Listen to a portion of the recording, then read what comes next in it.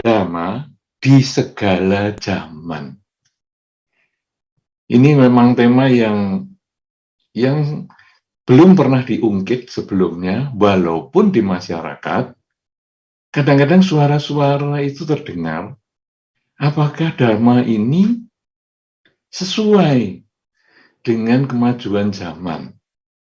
Karena mengingat ajaran Sang Buddha ini sudah hampir 3.000 tahun lamanya. Jadi, Pak 3.000 tahun ini bisa ya mengikuti zaman, karena kalau sekarang kita membaca beberapa ungkapan di masyarakat, ataupun ada satu ungkapan masyarakat yang sangat terkenal, bahwa setiap orang ada zamannya, dan setiap zaman ada orangnya.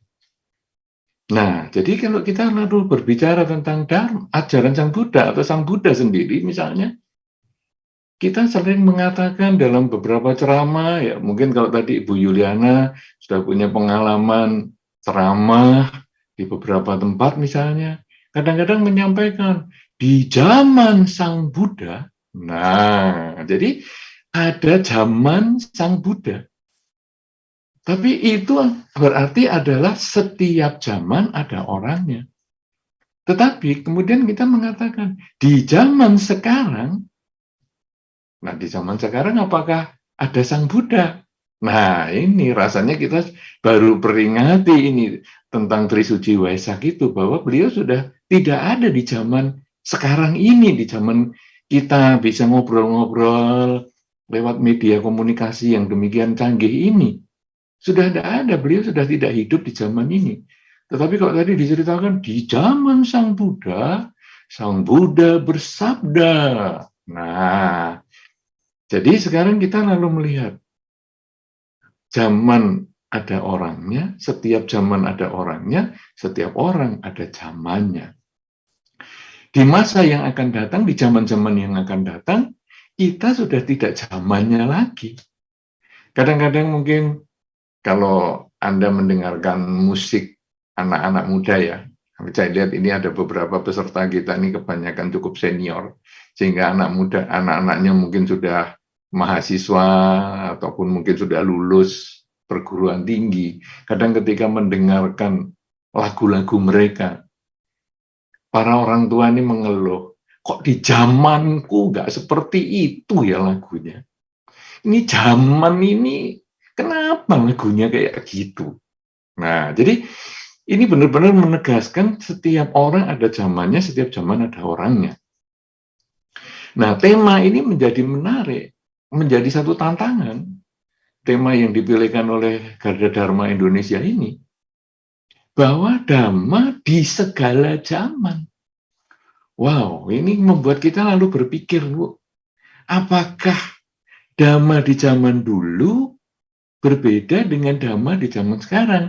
Kalau tadi Sang Buddha di zaman dulu beliau hidup, sekarang Sang Buddha sudah tidak hidup. Lagu-lagu zaman dulu ada, zaman sekarang sudah tinggal lagu kenangan. Nah, sekarang Dhamma di zaman dulu ada nggak dengan berbeda dengan yang hari ini? Saudara-saudara, kemudian kita kaitkan dengan beberapa pandangan di masyarakat. Yang tadi saya sampaikan, tema ini jarang diungkit oleh kalangan umat Buddha, tetapi sering kita mendapat pertanyaan dari lingkungan, bahwa agama Buddha itu ketinggalan zaman karena sudah 3.000 tahun. Agama Buddha itu kuno, agama Buddha itu sudah layak ditinggalkan lah. Saya juga pernah mendapatkan pertanyaan seperti itu. Agama Buddha itu kuno. Buktinya apa? Buktinya biku-biku modelnya kayak gini. Loh kok kuno? Lah coba biku-biku pakai jubahnya, potongan rambutnya. Kan sejak zaman Sang Buddha seperti itu. 3.000 tahun sudah. Di candi-candi, kemarin di Borobudur misalnya, yang begitu heboh dengan kegiatan tudong dan lain sebagainya, ya ada relief-relief biku ya yang sama modelnya. Jadi kuno ini sebetulnya. Kemudian kadang-kadang kita lalu melihat puja bakti agama Buddha, ya duduk di lantai, kuno, masuk ada masalah, lepas sandal, kuno. Nah, jadi orang-orang lalu menyoroti seperti itu. Kemudian saya menjawabnya dengan lebih sederhana, karena mungkin Anda juga mungkin mendapat pertanyaan itu, baik dari lingkungan maupun bahkan oleh anak-anak Anda sendiri, keluarga Anda. Begini ya, memang tampilan biku ini ya memang sudah 3.000 tahun. Ya bolehlah dikatakan kuno, ya silahkanlah. Tetapi itu kan biku, jadi umat kan tetap modern ya. Kalau Anda lihat Ibu Yuliana, wah trendy banget. Potongan rambutnya, pakaiannya, wow, selalu rapi beliau. Kemudian tadi Saudara Fendi, wah juga rapi. Demikian pula teman-teman yang lain kan rapi-rapi. Jadi kita kalau di biara ya semuanya rapi-rapi. Bikunya ya memang model kuno begini, 3.000 tahun. Kemudian duduk di lantai. Ya memang kita kebanyakan umat Buddha duduk di lantai. Walaupun sekarang juga disediakan kursi di belakang untuk yang umat yang sudah cukup senior lah usianya. Tetapi kalau kita hanya membahas tradisi-tradisi seperti itu, maka kelihatan agama Buddha ini memang 3.000 tahun yang lalu. Seperti sudah nggak sesuai dengan zaman ini. Tapi kita sekarang membahas tentang Dhamma di segala zaman. Bukan tradisi Buddhis di segala zaman. Kalau Dhamma di segala zaman, Dhamma ajaran Sang Buddha ini apa? Inti Dhamma adalah 4 kesunyataan mulia. Jadi, Sang Buddha mengajarkan yang pertama kali di dalam khotbah beliau pemutaran roda Dharma, Dhammacakkappavattana Sutta, beliau mengajarkan 4 kesunyataan mulia. Dan 4 kesunyataan mulia inilah yang beliau bahas selama 45 tahun mengajar. Dan 4 kesunyataan mulia ini pula yang dibahas oleh zaman-zaman ataupun orang-orang di zaman setelah Sang Buddha wafat, juga tentang 4 kesunyataan mulia. Tidak ada yang berubah. Karena ini Dhamma, bukan tradisi Buddhis. Nah, sekarang 4 kesunyataan mulia berisi, hidup ini berisi ketidakpuasan. Kenapa berisi ketidakpuasan? Karena kita tidak bisa selalu berkumpul dengan yang kita sayangi dan kita cintai. Kita selalu juga punya kesempatan bertemu dengan yang tidak kita sukai. Kalau sudah membahas 4 kesunyataan mulia, di zaman Sang Buddha belum terlahirkan, belum ada, atau bahkan di Buddha-Buddha yang dulu, di zaman Buddha Gotama, di zaman setelah Buddha Gotama, di zaman Buddha yang akan datang, semua kalau bertemu dengan yang tidak disuka, pasti isinya tidak puas. Kok aku ketemu dia sih? Kenapa sih aku mesti harus bertemu dengan orang itu, bertemu dengan suasana itu, bertemu dengan cuaca seperti itu, pasti menjadi tidak menyenangkan.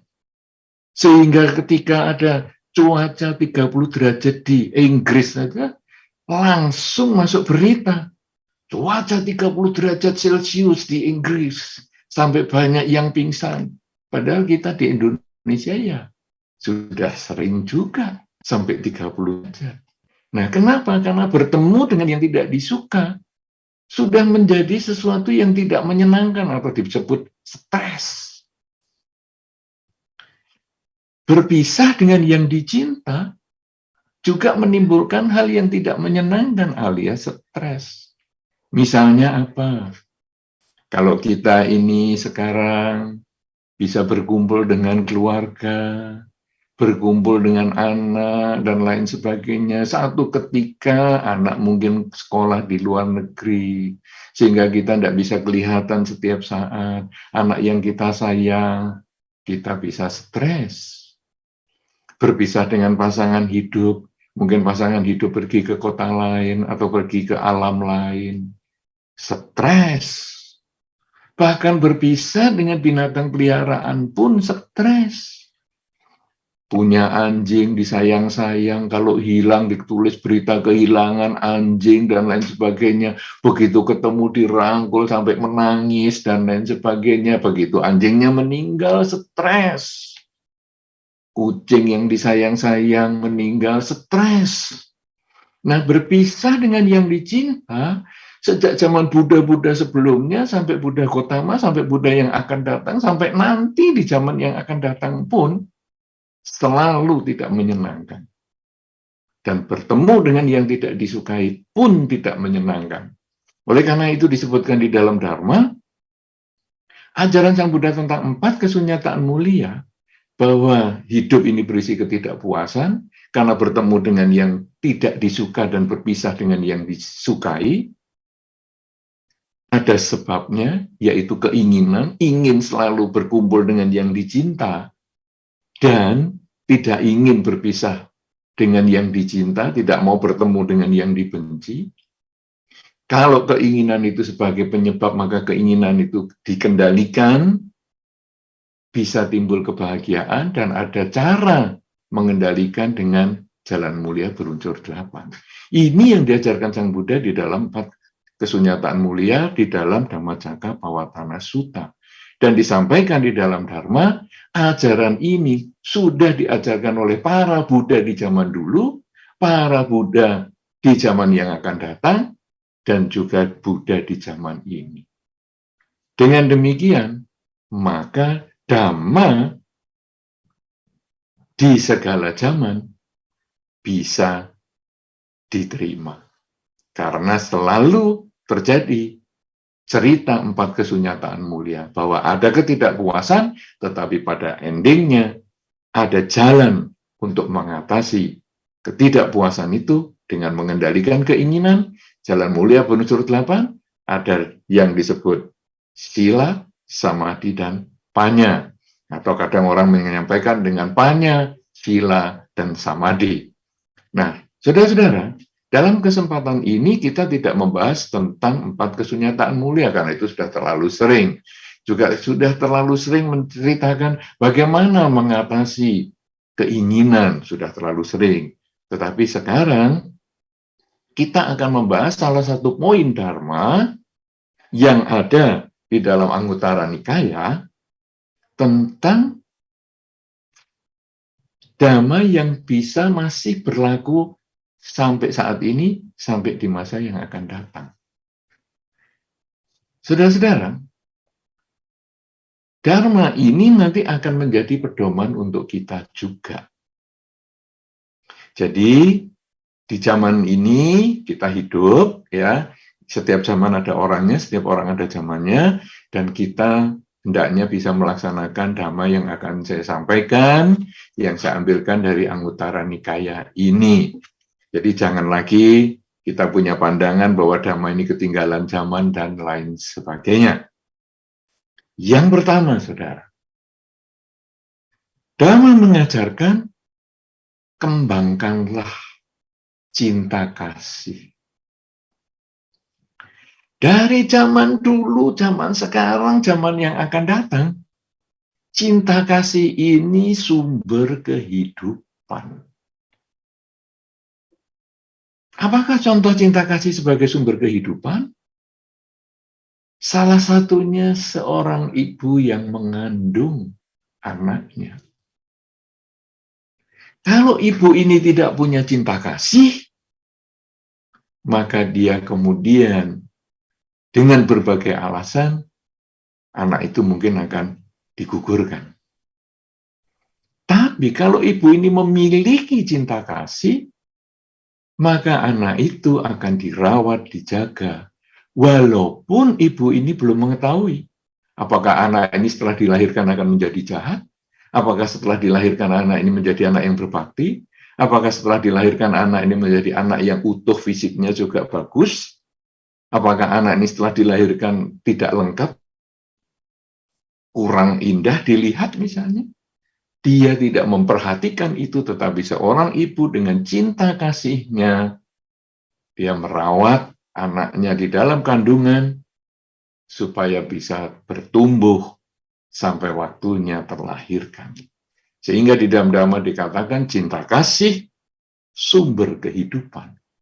Ketika kita bisa mengembangkan cinta kasih, bukan hanya sebagai ibu kepada anaknya, tetapi nanti ayah kepada istrinya yang sedang mengandung, ayah kepada anaknya sebagai bayinya yang juga merupakan hasil dari yang dia telah kerjakan bersama-sama dengan istrinya, maka anak ini pun menjadi milik bersama yang harus dirawat.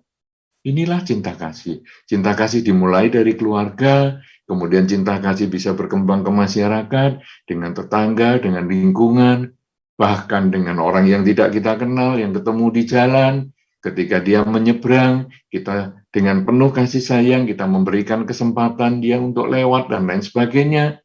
Kemudian ketika dia mengangkat barang berat, kita punya cinta kasih untuk membantu dia misalnya. Ini semua adalah pengembangan cinta kasih. Bahkan bukan hanya kepada keluarga, bukan hanya kepada tetangga, bukan hanya kepada masyarakat, juga bahkan kepada semua makhluk. Sehingga kita bisa menyayangi bukan hanya kepada anjing dan kucing yang kita pelihara, tapi bahkan kadang ada beberapa orang mengembangkan kasih sayangnya ini kepada kucing dan anjing yang terlantar, yang kemudian dirawat, dijaga, sampai menjadi sehat, dan mungkin diumumkan siapa yang akan mengadopsi anjing dan kucing yang sudah dirawat menjadi sehat. Inilah cinta kasih, sumber kehidupan. Kita perlu mengembangkan di dalam kehidupan sehari-hari, karena dengan kita menanam kebajikan cinta kasih ini, maka buah kebajikan juga akan kembali kepada kita dalam bentuk kebahagiaan. Yang kedua, saudara-saudara, di dalam kehidupan ini, di zaman dulu, di zaman sekarang, maupun zaman yang akan datang, ketika kita mencari nafkah kehidupan, berusahalah mencari nafkah yang tidak melanggar sila. Berusahalah dengan keras, berusahalah dengan sekuat tenaga, semaksimal mungkin mencari mata pencaharian yang tidak berpotensi melanggar sila. Apakah sila di dalam Dharma? Minimal ada 5 latihan kemoralan atau sila. Tidak membunuh. Jadi usahakan pekerjaan kita tidak berurusan dengan pembunuhan ataupun hasil pembunuhan. Tidak membunuh, tidak mencuri, jangan melakukan pencurian. Usaha kita itu juga jangan berhubungan dengan hasil pencurian. Tidak melanggar kesusilaan, jangan bekerja yang ada hubungannya dengan pelanggaran kesusilaan ataupun mengkondisikan orang lain melanggar kesusilaan dari usaha kita. Berusahalah untuk tidak berbohong dalam usaha kita, dan berusahalah menghindari hilangnya kesadaran karena mabuk-mabukan dan lain sebagainya.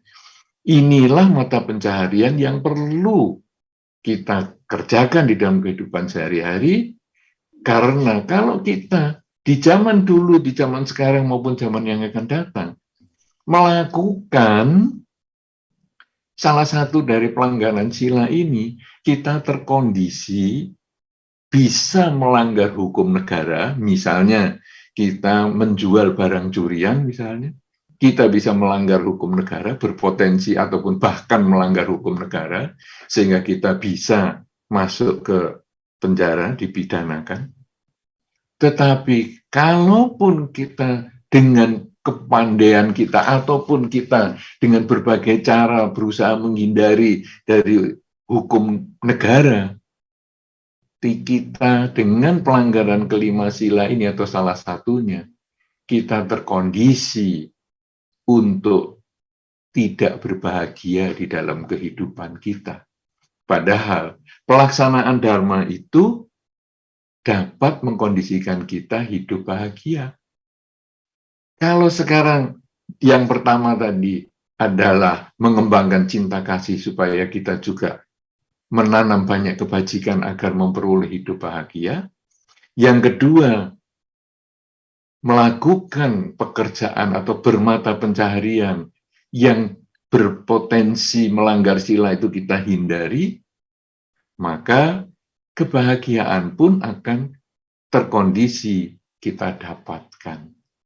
Nah, kemudian saudara-saudara, yang ketiga, walaupun tadi sudah ada di bagian kedua, yaitu tentang pekerjaan yang tidak melanggar sila, ataupun berusaha mengkondisikan orang untuk melanggar sila, maka yang ketiga, kita sendiri hendaknya juga menjaga perilaku kita supaya kita menjaga kemoralan.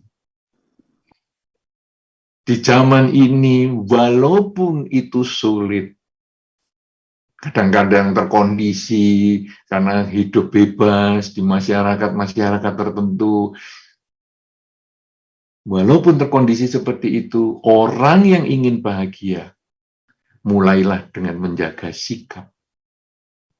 Kenapa demikian, saudara? Kita tentu sudah sering membaca di berbagai media bahwa kasus-kasus pelanggaran kemoralan seperti ini kadang bisa berakhir dengan hukum pidana, kadang bisa berakhir dengan pembunuhan, kadang berakhir dengan penganiayaan, yang jelas menimbulkan ketidakbahagiaan.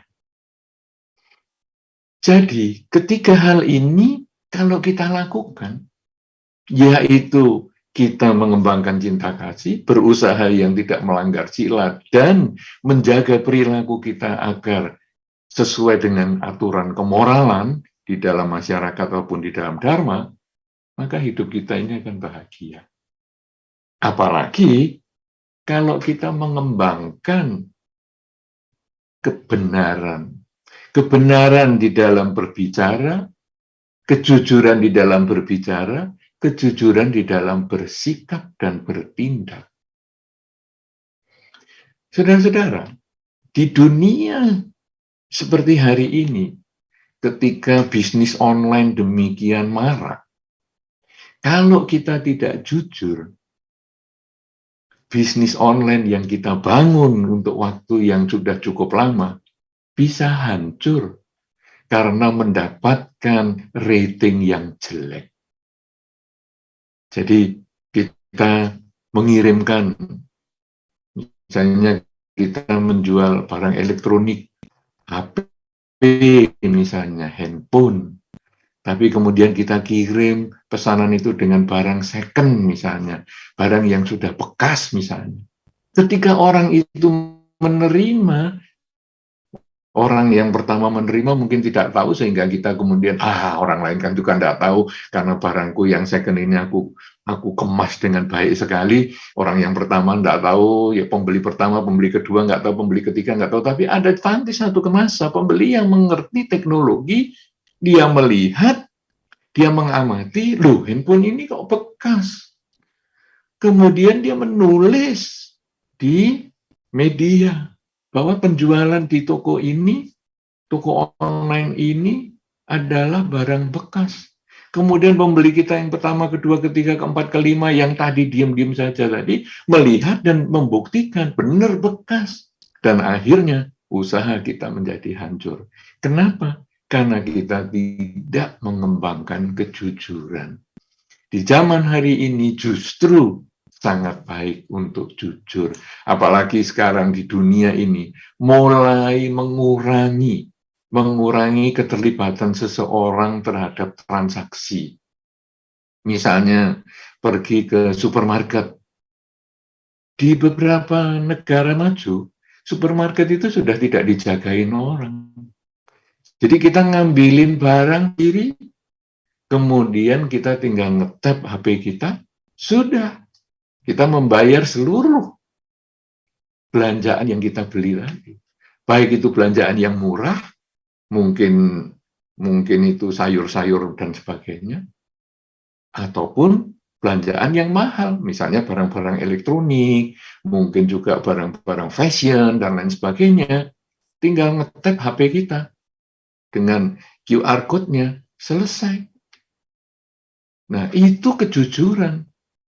Nah, kita hendaknya juga mulai dengan seperti itu, karena kalau tidak, kamera ada di mana-mana.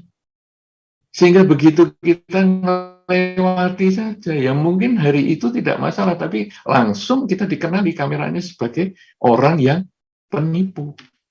Nah, kita tidak jujur di dalam tindakan kita. Kemudian di beberapa negara sudah menerapkan kalau naik bis umum misalnya, ngetapnya itu di pinggir jalan. Jadi tidak di bisnya, ngetap di pinggir jalan. Kemudian naik bis.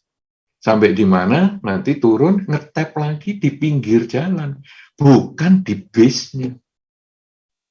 Anda bisa bayangkan kalau itu sekarang digunakan di sini, mungkin banyak orang naik bis, turun bis, nggak bayar. Masih belum jujur. Tetapi di negara-negara yang sudah maju, ngetap di pinggir jalan itu bisa. Kemudian masuk ke kereta api bawah tanah ataupun kereta api cepat dan lain sebagainya. Semuanya sudah serba elektronik dan tidak ada hubungannya dengan orang. Nah, kalau kita ini selalu bisa berbicara dengan baik, berperilaku dengan jujur, kata-kata kita juga benar, maka kata-kata kita bisa dipercaya orang lain, perilaku kita juga bisa dipercaya orang lain. Dan kalau sudah demikian, maka kita sudah siap menghadapi kemajuan. Sehingga kalau jadi dikatakan dhamma di segala zaman, justru dengan kita melaksanakan dhamma, kejujuran ini, kita siap untuk menghadapi zaman ini.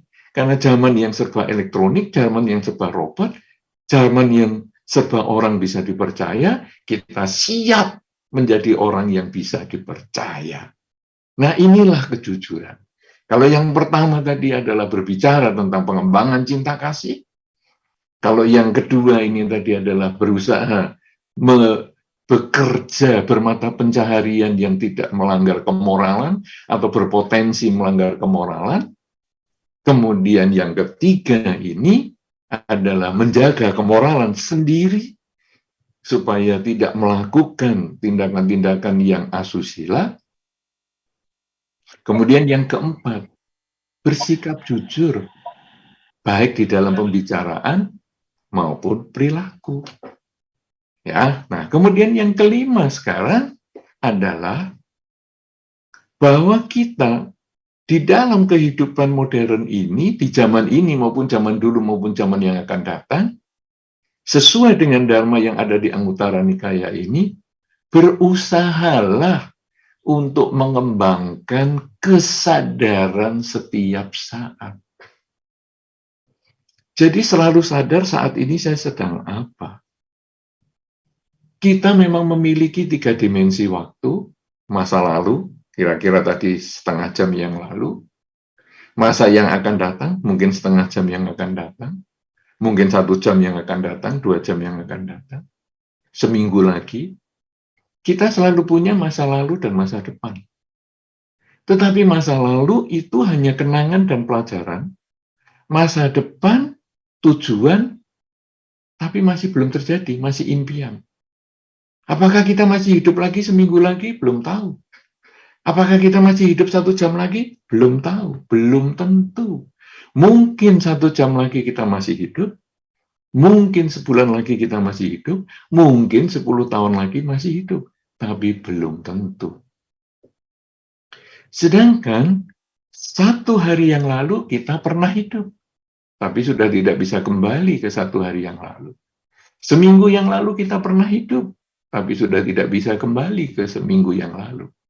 Demikian pula setahun yang lalu, 10 tahun yang lalu kita tidak bisa kembali, walaupun pernah terjadi. Kita hanya bisa mengambil pengalaman itu sebagai pelajaran untuk kita pergi saat ini. Kesadaran hidup pada saat ini, itu yang akan melepaskan kita dari stres, melepaskan kita dari ketakutan, melepaskan kita dari kegelisahan. melepaskan kita dari kekecewaan dan segala bentuk pola pikir yang negatif. Karena ketika ketakutan datang, aduh, dulu aku pernah mengalami seperti ini, nanti di masa depan bagaimana kalau saya ngalami lagi?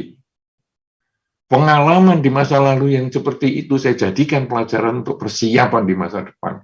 Sehingga di masa depan kalau itu pun terjadi, tidak semenakutkan yang kita bayangkan. Karena kita sudah pada persiapan mulai saat ini.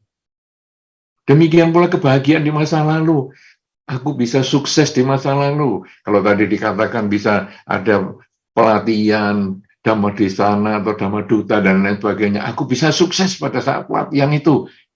Kemudian aku jadikan kesuksesan itu sebagai pelajaran. Untuk kemudian saya cari sebabnya. Dan kemudian saya tingkatkan di kehidupan ini. Di saat ini. Inilah sebetulnya yang kita bisa lakukan di masa lalu untuk jadi pelajaran, untuk memperbaiki masa depan. Sehingga kesuksesan di masa lalu bukan hanya sebagai kebanggaan, tapi kesuksesan di masa lalu menjadi pelajaran untuk kita tingkatkan di masa depan. Nah, kalau kita bisa melakukan seperti ini, kita akan menjadi orang yang batinnya tenang, seimbang. Di zaman dulu, zaman sekarang, maupun zaman yang akan datang, kita selalu batinnya tenang, seimbang. Pikiran kita selalu jernih untuk siap menghadapi masa depan karena kita telah belajar dari masa lalu. Saudara-saudara, 5 hal inilah yang menjadi hal yang sangat penting di dalam Dharma yang diajarkan Sang Buddha ribuan tahun yang lalu, tetapi masih bisa digunakan di zaman sekarang dan masih akan bisa digunakan di masa yang akan datang. Karena ketika pikiran kita tenang, kita bisa membuat keputusan yang bijaksana. Keputusan untuk mengembangkan cinta kasih. Keputusan untuk memilih pekerjaan yang sesuai. Keputusan untuk menolak perilaku yang melanggar kesusilaan. Keputusan untuk terus-menerus menjaga pikiran kita supaya selalu bersih. Menjaga ucapan kita supaya selalu jujur, kemudian juga menjaga perilaku kita supaya lurus. Dengan demikian, kesadaran setiap saat ini menjadi penjaga pelaksanaan keempat sebelumnya untuk lebih sempurna. Dan upaya kita mengembangkan kesadaran setiap saat ini dilakukan dengan latihan kesadaran, pengulangan kalimat saat ini saya sedang apa. Kalau saat ini saya sedang bernafas, cobalah juga disebutkan ini saya sedang menarik nafas.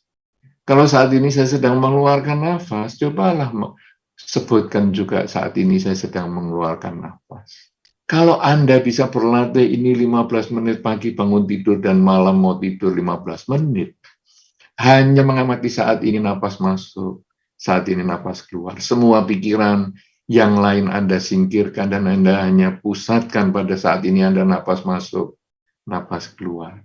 Maka di dalam kehidupan sehari-hari Anda akan lebih terkondisi, terbiasa untuk menyadari saat ini sedang apa. Kalau tadi 15 menit pagi bangun tidur dan malam mau tidur, saat ini sedang memperhatikan nafas kita. Tapi ketika di kehidupan sehari-hari, kita bukan memperhatikan nafas, tapi memperhatikan apa yang sedang kita kerjakan, apa yang sedang kita ucapkan, dan apa yang sedang kita pikirkan. Saat ini saya sedang melangkah menuju ke tempat kerja. Saat ini saya sedang menyetir kendaraan menuju ke tempat kerja. Saat ini saya sedang berbicara dengan rekan saya. Saat ini saya sedang berbicara dengan teman saya yang lain. Saat ini saya sedang berpikir baik. Saat ini saya sedang berpikir tidak baik. Kita bisa sadari semua itu. Sehingga ketika kita berpikir yang tidak baik, kita bisa abaikan. Dan kita luruskan pola pikir kita untuk menjadi lebih baik. Ketika pikiran kita selalu diarahkan menuju yang baik, maka yang kita ucapkan menjadi ucapan yang baik. yang kita lakukan menjadi perilaku yang baik.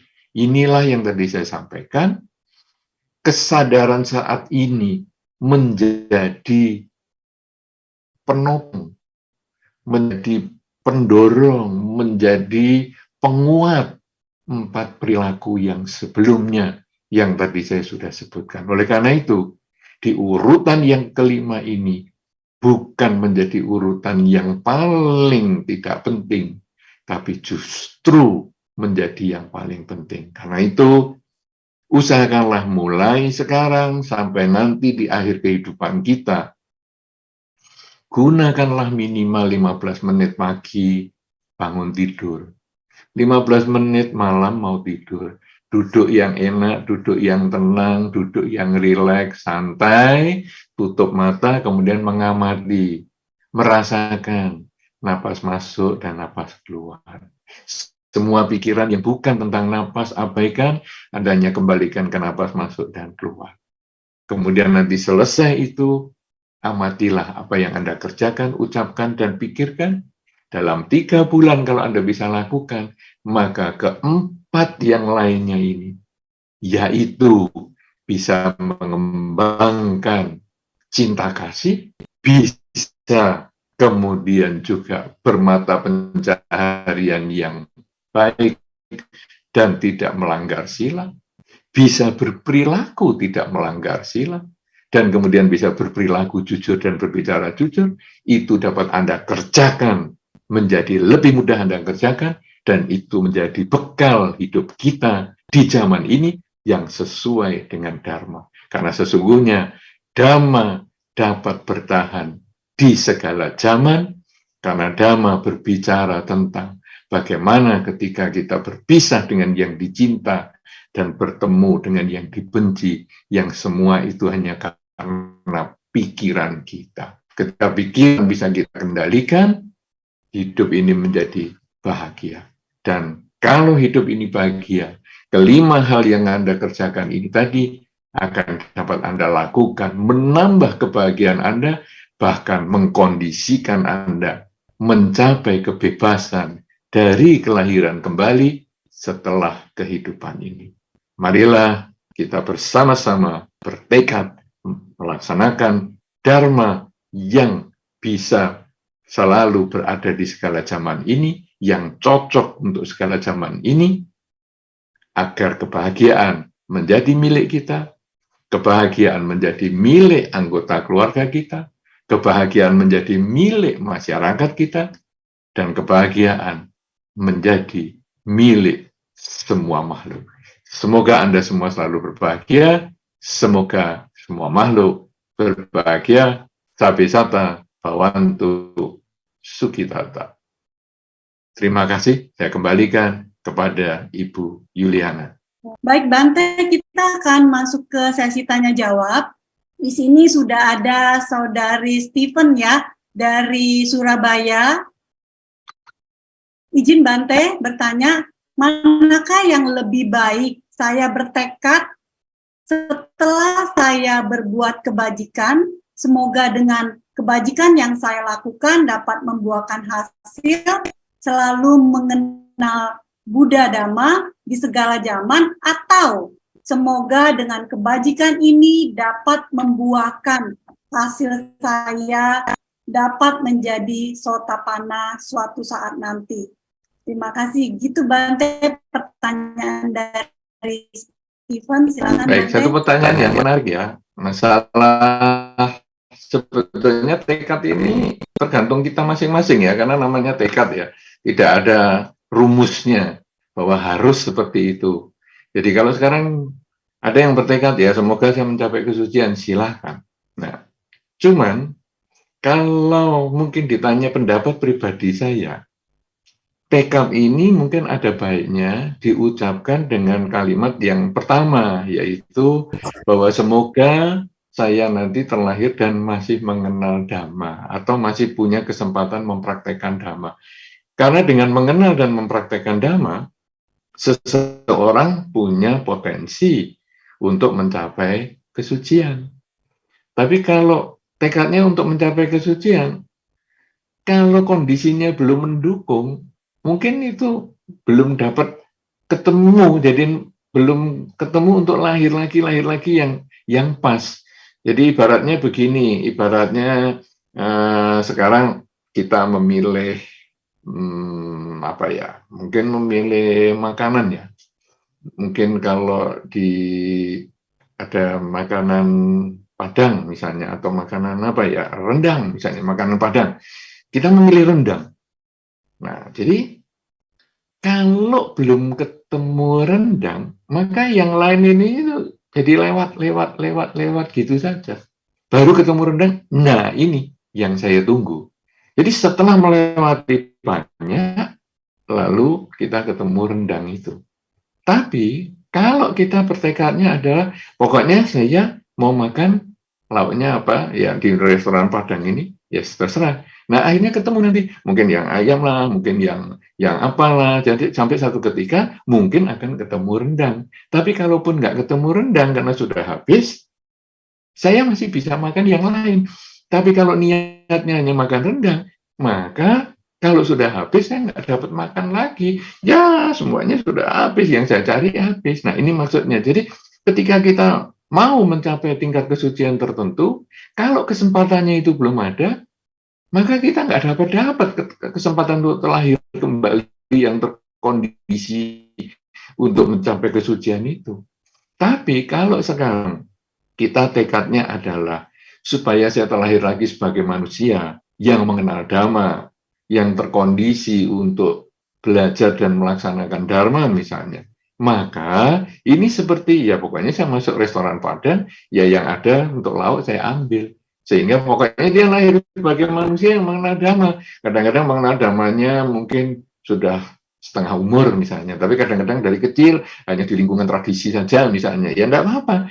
Tapi kan dia tetap memelihara apa yang sudah dimiliki itu, Dhamma yang sudah dimiliki dari kelahiran sekarang ini, dia masih ada terus, dipelihara terus. Sehingga satu ketika kalau kondisinya muncul, dia benar-benar sampai di kondisi yang bisa tidak terlahirkan kembali atau bisa menyelesaikan kehidupan ini.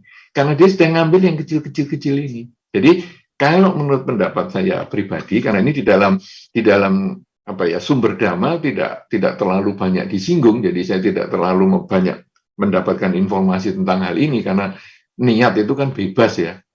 Ya kalau Sang Buddha kan memang waktu Bodhisattva kan berniat ya, jadi ketika Bodhisattva itu kemudian Bodhisattva Sumedha bertemu dengan Buddha di Pangkara, kemudian beliau menyediakan tubuhnya untuk Buddha di Pangkara berjalan, kemudian beliau kan bertekad bahwa semoga dengan kebajikan ini saya lahir kembali sebagai Buddha.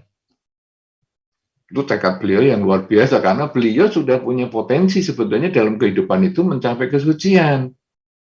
Ya, orang yang bisa bertekad menjadi bodhisattva itu dalam kehidupan itu sudah punya kesempatan mencapai kesucian, tetapi beliau tidak mencapai kesucian di kehidupan itu, tapi justru mau menjadi Buddha.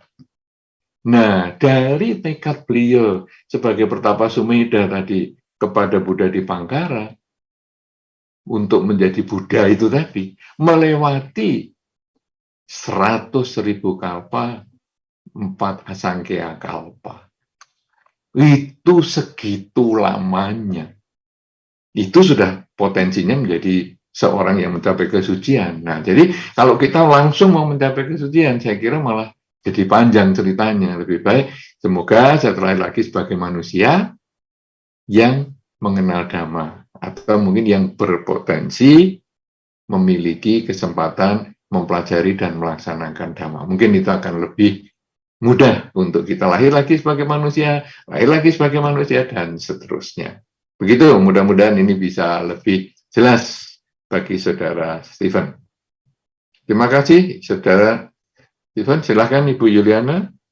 Ya, baik, terima kasih Bante atas jawabannya. Ini kita, banyak sekali ya Bante, ini pertanyaan dari Zoom maupun dari YouTube. Ini sudah ramai sekali. Kita akan ke yang raise hand ya. Boleh dengan Ibu Fiona, boleh ya. Seperti itu Bante. Bante, saya Fiona dari Pasuruan.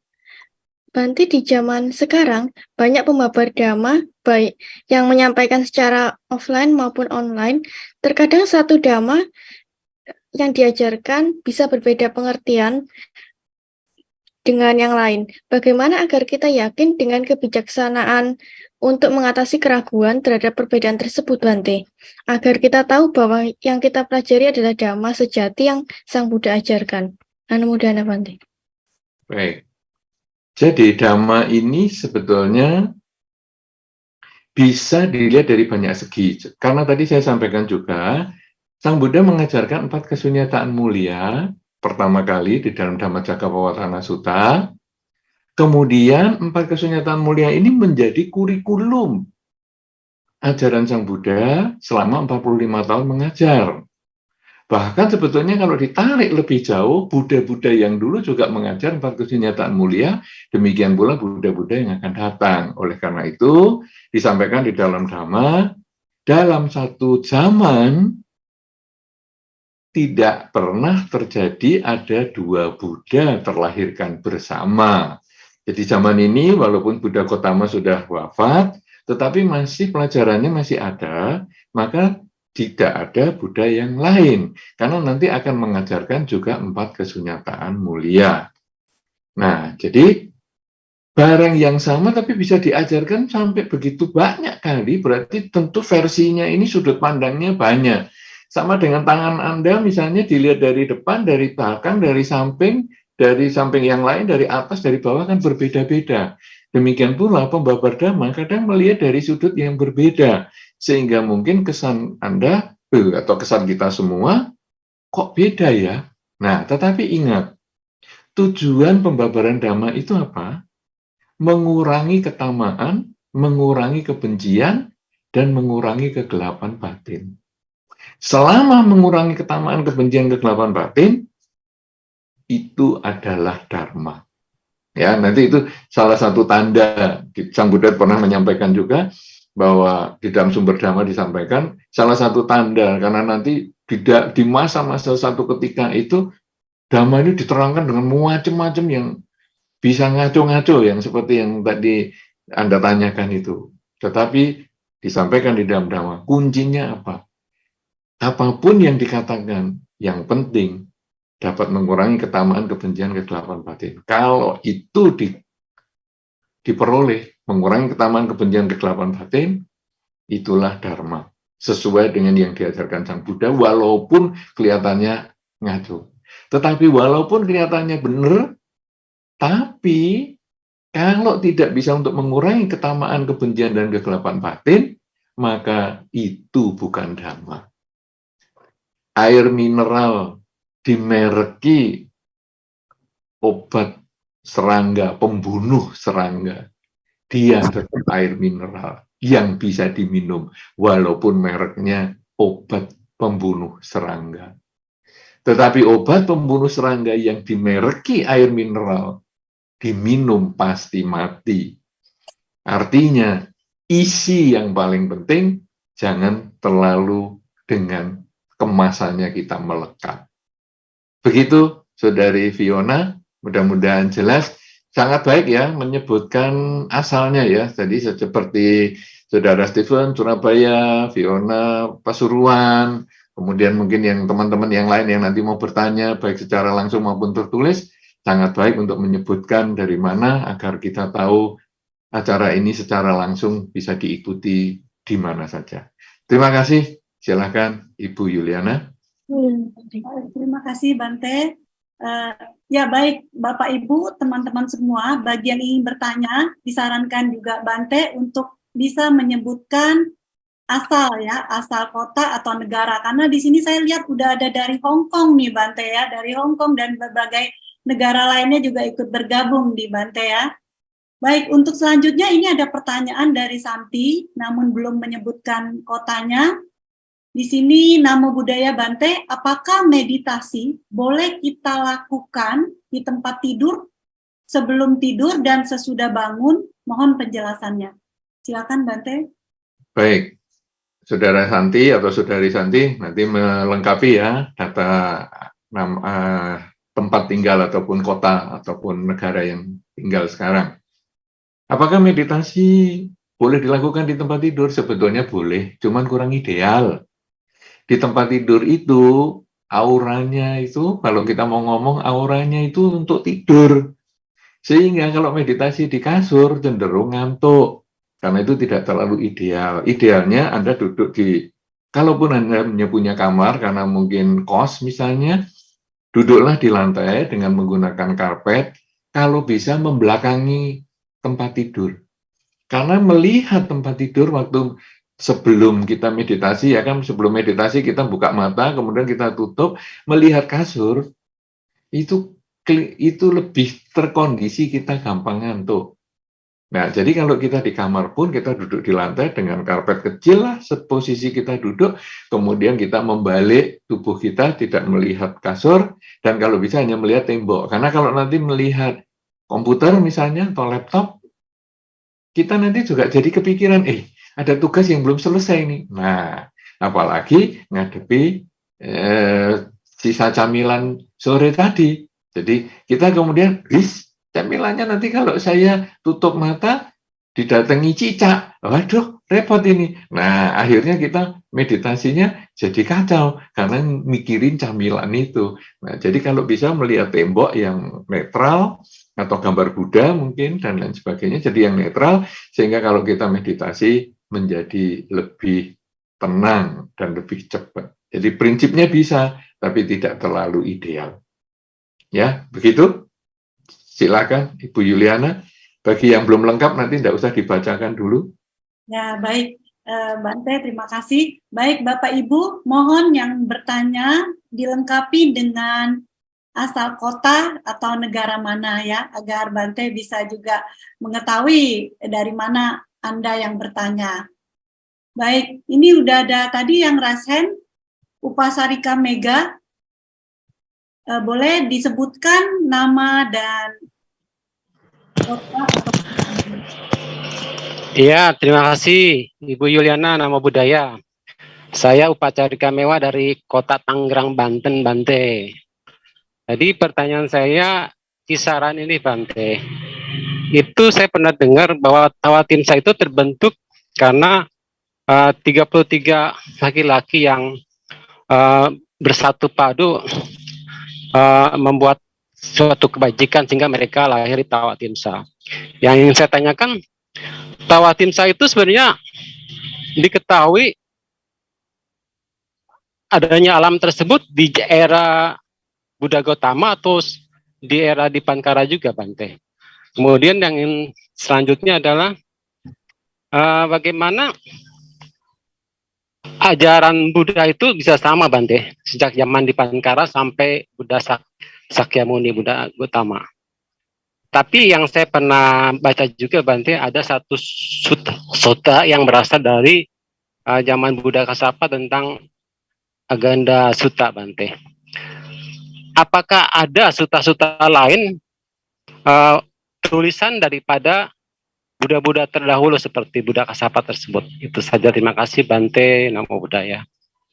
Baik, terima kasih Upacarika Mewah yang kita sudah sering ketemu dan selalu sering saya katakan ini yang sering hidup bermewah-mewah terus ini ya.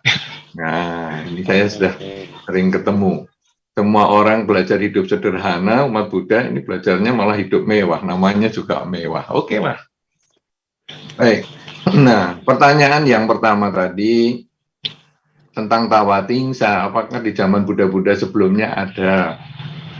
Ya, disebutkan sih memang 31 alam ini di zaman-zaman yang dulu juga ada. Cuman tentu kita ini kan belajarnya dari Buddha Gautama, sehingga diceritakannya pun oleh Buddha Gautama. 31 alam itu pun dikumpulkan ya, jadi bukan Sang Buddha mengajar, bukan seperti di Dhamma Class gitu ya. Jadi ada 31 alam, kalau mungkin Anda di biara kan begitu menjelaskannya. Ada 31 alam, kita di alam manusia, kalau ke atas ini, kalau ke bawah ini. Di dalam Dhamma sesungguhnya Sang Buddha tidak pernah menjelaskan seperti itu. Tetapi Sang Buddha menjelaskan satu demi satu. Jadi ada yang bertanya begini, kemudian Sang Buddha tanya, jawab yang itu, ada alam ini, ada yang tanya lagi, kemudian Sang Buddha jawab lagi. Nah, kemudian jawaban-jawaban Sang Buddha itu dikumpulkan dan disusun jadi 31 alam yang kita kenal sekarang. Ya, nah kemudian kalau tentang 4 kesunyataan mulia itu memang sudah disampaikan Sang Buddha dari zaman dulu, zaman sekarang, dan yang akan datang itu sama. Makanya tadi disampaikan tidak ada kelahiran Buddha dua ketika ajaran Buddha yang sebelumnya masih ada. Tapi begitu ajaran Sang Buddha sebelumnya itu sudah punah, lahirlah Buddha yang baru. Ya, di bumi kita ini kan juga ada beberapa Buddha sebelum Buddha Gautama lahir. Dan masih ada satu Buddha yang nanti akan lahir lagi setelah ajaran Buddha Gautama selesai. Nah, masalah Abhibu Sutta dan sebagainya, ya tentu kita tidak terlalu banyak bahas itu ya, karena itu berbicara tentang alam-alam yang mungkin bukan temanya kita pada kesempatan ini. Saya kira mungkin di kesempatan lain kita bisa, cuman yang saya tekankan di sini, Dhamma di segala zaman adalah berbicara tentang 4 kesunyataan mulia. Masalah variasinya penjelasan yang lain, tentu di zaman itu apakah dijelaskan di zaman Buddha di Pangkara? Saya tidak tahu karena penjelasan Sang Buddha itu selalu berdasarkan kebutuhan. Jadi Sang Buddha ini sering diibaratkan seperti dokter. Ke dokter, Anda itu Anda sakitnya apa ya? Oh, sakit kepala, Dok. Oke, kalau sakit kepala terus gini dikasih obat selesai. Tidak ketika Anda datang kemudian dokternya ngomong-ngomong bahwa di dalam kehidupan manusia itu ada sakit kepala, ada sakit pernapasan, ada sakit perut, ada sakit kaki, ada sakit ini, ada sakit ini. Sampai berjam-jam kemudian Anda ditanya, sakit apa kamu? Enggak, Dok, saya enggak, bukan yang sakit, saya yang ngantar anak saya itu masih di luar. Lah, dokternya ngomong segitu panjang kan enggak ada gunanya. Nah, itu demikian pula Sang Buddha. Sang Buddha tidak menjelaskan semua itu dianggap semuanya nol, kemudian ayo saya jelaskan, tidak. Sang Buddha hanya menjelaskan 4 kesunyataan mulia itu saja. Kemudian semua nanti berdasarkan kasus. Nah, jadi tentang Abhibu Sutta itu kan juga karena kasus, bahwa kalau di zaman dulu ada yang bisa mengeluarkan suara sampai sekian jauhnya. Nah, bagaimana dengan Buddha Gautama? Nah, itu baru diceritakan tentang suara itu sampai berbagai alam, ribuan alam itu. Begitu ya, Saudara Mewah. Sadu, Bante. Terima kasih banyak, Namo Buddhaya. Baik, silakan. Silakan Ibu Ina ikut bermain. Baik, terima kasih Bante. Ini ada pertanyaan dari Fitri Halim dari Hong Kong, Bante. Jika ingin bertanya kepada Bante secara offline, bisa melalui apa? Email atau bisa boleh tahu emailnya? Itu yang pertanyaan pertama ya, Bante. Yang kedua adalah dikatakan di sini, pertanyaan kedua tentang berbohong. Dilarang berbohong. Apakah berbohong diperbolehkan? Berbohong yang tidak menyakitkan orang lain. Tapi bagaimana dengan halnya berbohong hanya untuk menyelamatkan ego dia sendiri? Itu Bante dari Fitri Halim, Hong Kong. Silakan Bante. Baik. Wah, ini kita sudah sampai Hong Kong juga. Ini kan enak toh, sekali berbicara bisa sampai Hong Kong dan lain-lain. Ya, tadi dari Tangerang dan lain-lain. Nah, sekarang bagaimana kalau mau berkonsultasi atau berkomunikasi dengan saya? Biasanya lewat WA dari admin ya. Nanti bisa dilihat di Instagramnya Bodhigiri, di situ ada bio-nya. Nah, itu lewat admin. Karena email ya ada, cuman kalau email harap sabar jawabnya. Mungkin apakah beberapa hari, beberapa minggu, beberapa bulan, saya tidak tahu jawabnya. Kadang-kadang malah yang tanya stres sendiri, karena, loh emailnya kok nggak dibalas-balas. Jadi saya menyarankan untuk pertanyaan kadang bisa lewat WA admin saja. Ya. Nah, kemudian berbohong, kebaikan bagaimana? Di dalam Dhamma, kebohongan adalah kebohongan. Jadi, kalau kita membaca persyaratan kebohongan di dalam Pancasila Buddhis misalnya, yang pertama ada niat untuk bohong. Yang kedua, kemudian yang ketiga, orang yang mendengar kebohongan itu percaya. Nah, jadi sekarang kalau kita kemudian mengatakan, loh saya kan berbohong untuk kebaikan. Kalau Anda sudah berbohong dan orang yang mendengar itu percaya, itu berarti Anda sudah melanggar sila yang keempat. Tetapi kan saya niatnya baik. Niat baik itu bukan berarti menghilangkan kebohongan. Cuman bobot kebohongannya itu menjadi lebih kecil karena terpaksa. Di dalam Dhamma, pelaksanaan sila itu adalah aku bertekad menghindari, aku bertekad melatih diri menghindari kebohongan. Ya, kalau dari pertama kan aku bertekad menghindari pembunuhan, pencurian, perzinahan, bohong, dan mabuk-mabukan. Jadi aku bertekad melatih diri menghindari. Nah, sekarang saya bohong untuk kebaikan karena ini ada orang yang mungkin sakit sehingga saya harus menunda menyampaikan informasi yang benar karena ini kita akan menjemput anaknya yang mungkin sudah meninggal di rumah sakit. Jadi ini bagaimana? Pokoknya kamu ikut aja dulu lah. Anakku bagaimana? Nanti kamu bisa ketemu di sana dan lain sebagainya. Nah, itu sebetulnya hanya menunda kebenaran. Tapi kata-kata itu tidak bohong. Karena dia hanya mengatakan, nah, nanti kan kamu. Kalau bohong berarti kita mengatakan enggak apa-apa, anakmu baik-baik saja. Ini malah yang ngundang anakmu. Nah, ini nipu. Dan kalau dia percaya, berarti kita sudah menipu. Walaupun kita terpaksa, sebetulnya kita tetap nipu. Ya, dan tetap berbohong.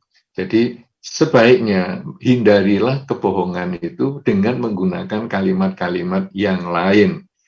Kalau memang kebenaran itu belum siap disampaikan saat ini, tundalah kebenaran itu dengan berbagai cara. Salah satunya berdiam diri.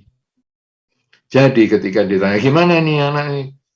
Ya kadang kita diam aja. Kok kamu malah diam aja? Sudah, nanti kamu lihat sendiri. Nah, ketika kita menjawab pun, kita menjawab dengan netral.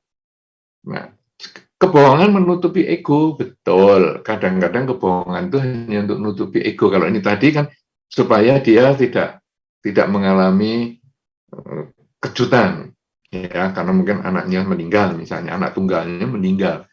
Sekarang ada kebohongan itu menutupi ego, misalnya kamu ya yang merusak buku ini, ya, kamu ya yang menjatuhkan HP ini.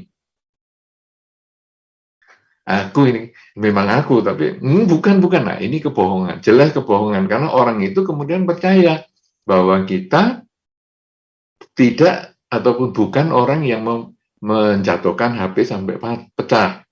Itu adalah kebohongan karena kita ada niat, ada upaya melakukan, dan orang itu percaya. Nah, sekarang bagaimana? Kalau kita misalnya harus menjawab, kalau kita mecahkan HP, ya kita mengatakan, memang saya yang mecahkan. Loh, ganti dong. Kalau kita belum punya uang untuk mengganti, ya kita mengatakan, sementara ini saya belum punya. Jadi banyak variasi untuk menghindari kebohongan, tapi yang penting kita butuh berpikir. Bohong itu hanya mau jalan pintas saja, mau kecepatan aja. Pokoknya saya sudah menyembunyikan data, padahal bisa menunda data yang seharusnya disampaikan saat ini. Ini butuh latihan berkali-kali supaya betul-betul kita itu tidak mengeluarkan kata-kata yang bohong, tetapi memang jujur atau menunda kejujuran itu. Misalnya yang tadi di rumah sakit itu adalah menunda kejujuran. Sudahlah, nanti kamu lihat sendiri. Ya, tapi kalau kasus HP pecah karena kita, sebaiknya kita ngomong. Yang nanti ditunda adalah penggantiannya misalnya. Ini agak teknis sekali ya, kalau hanya ngomong berbohong ini bagaimana ya bedanya dengan berbohong terpaksa dan misalnya menutupi ego, itu kan sangat luas, harus ada kasusnya baru kita bisa menjawab. Tapi bagaimanapun juga, Anda yang dari Hong Kong, terima kasih sudah mengikuti acara ini. Silakan Ibu Yuliana. Ya, baik. Wah, ini semakin malam semakin banyak nih ya Bante yang bertanya ya. Ini juga ada dari North California, USA, Bante, dengan Surya Putra. Pertanyaannya, apakah ada website untuk melihat jadwal Bante Utamo Dhamma Talk di mana saja dan tanggal berapa, khususnya kapan ada jadwal Dhamma Talk di Jabotabek? Ya, silakan Bante. Ini sepertinya penggemar Bante nih ya. Iya, kalau jadwal khusus rasanya saya tidak menyediakan ya. Biasanya Anda ya bergabung dengan beberapa organisasi atau lembaga yang nanti mengumumkan. Seperti Garda Dharma ini kan mengumumkan. Tapi apakah kalau Garda Dharma ada kegiatan yang bukan Garda Dharma mengumumkan? Kan tidak. Jadi ya akhirnya Anda, tidak bisa. Kadang mengikuti media sosial aja. Atau mungkin bisa bertanya di admin Bodhigiri. Ya, admin Wihara Bodhigiri mungkin juga akan mendapatkan informasi tentang kapan toh saya ceramah. Dan kalau sudah ceramah yang umum segini, seperti dengan secara online ini, kenapa harus mesti Jakarta dan sekitarnya? Kadang kan juga beberapa itu yang dulu ada teman-teman kita dari umat Buddha di Taiwan juga mengadakan yang secara online begini. Kemudian ada umat Buddha kita yang di Singapura juga mengadakan secara online begini. Dan kemudian masih banyak yang lain dari Bali misalnya juga mengadakan. Jadi ya Jakarta, Tangerang dan sekitarnya. Kan Anda secara online ini kan Anda bisa nonton dari mana saja. Ya, kecuali kalau saya offline. Nah, kalau offline harus berkunjung di satu tempat, mungkin Anda bisa tanya, kapan ya berkunjung di sekitar tempat saya berdomisili atau tinggal. Tapi kalau online kan pokoknya ada acara online, ya sudah. Atau Anda search saja di Google misalnya atau di YouTube, ceramah Biku Utamo, nanti kan Anda bisa dapat banyak di situ yang baru-baru. Ya, enaknya online ini kan begitu. Misalnya hari ini tidak jadi ikut, atau belum bisa ikut, atau tidak bisa ikut secara penuh. Tidak apa-apa, nanti ditunda, nanti lain kesempatan kan Anda bisa ikut, ataupun bisa buka lagi dokumentasinya. Ya, terima kasih dari Amerika jauh-jauh, dan ini di sana pagi sekali nih, subuh mungkin. Ya, tapi bagaimanapun juga semangat Anda. Terima kasih. Ya, baik. Kita akan lanjutkan kembali dengan yang raise hand ya. Bisa dengan Bapak Yusuf, boleh disebutkan asalnya, Pak. Nanti nama dan asal ya. Silakan. Wandami Bante. Saya Yusuf dari Xiamen, Chungpo. Saya salah satu penggemar Bante Utamo. Yang saya ingin tanyakan, seperti Bante tema hari ini, Dhamma dalam segala zaman. Saat ini kemajuan teknologi itu udah sangat luar biasa, apalagi di China. Mereka yang punya kendala memiliki anak, itu sudah tidak menjadi kendala. Bahkan teknologinya sudah bisa sampai Anda perlu anak apa? Kembar 2, kembar 3, pria, wanita, bahkan mereka sudah bisa disusun DNA-nya. Sehingga anak tersebut tidak mengalami penyakit turunan dari orang tua. Nah, ini mendobrak tentang pemahaman Dhamma. Bagaimana karma seseorang kok bisa disusun dengan teknologi seperti ini?